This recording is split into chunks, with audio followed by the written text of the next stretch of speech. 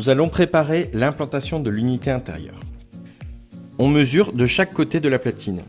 Il faut prendre en compte l'épaisseur au-dessus de l'unité intérieure afin de pouvoir l'enclencher. Vérifiez la préconisation fabricant.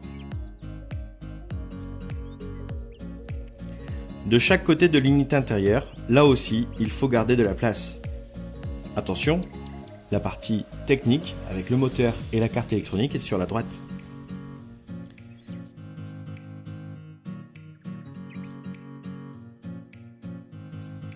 C'est sur le haut de la platine que va s'exercer le plus d'effort, donc il faut bien la fixer. Le bas également à fixer. On implante.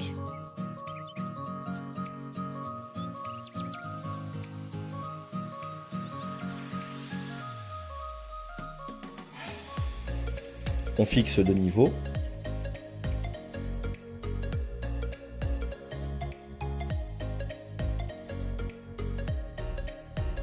Et on engage l'unité intérieure pour vérifier. Il y a plusieurs options possibles pour les connexions, soit une pompe goulotte d'un côté ou de l'autre, ou alors de manière traditionnelle, c'est-à-dire vue de face sur la gauche.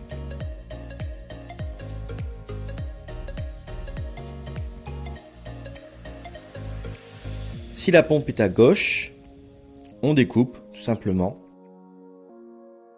et on pourra s'en servir pour les liaisons et le câble. Si c'est de l'autre côté, on peut cintrer les liaisons.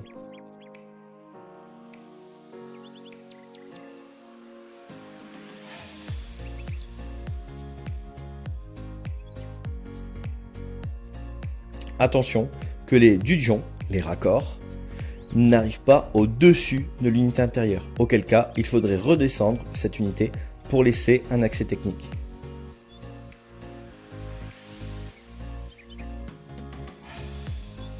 L'écoulement peut se faire d'un côté ou de l'autre en inversant tuyau et bouchon.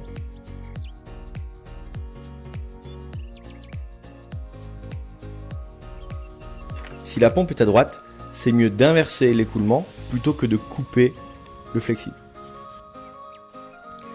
Dans notre cas, on va percer à gauche pour avoir les raccords juste en dessous. On trace le bas de la platine, comme ça il y aura le recouvrement par l'unité intérieure.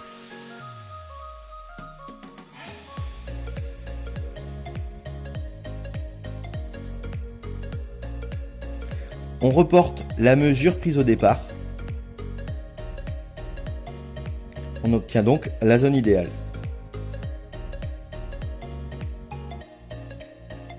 Si on est en cloison, l'idéal c'est de faire un arc de cercle pour garder les raccords en dessous.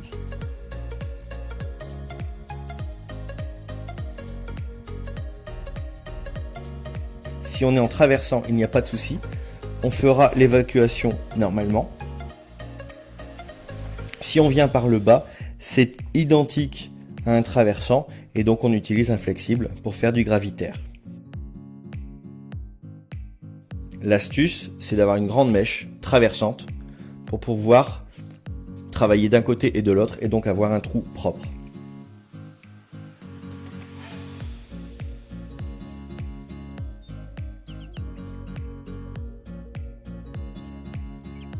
Légèrement en biais pour l'écoulement et éviter l'infiltration.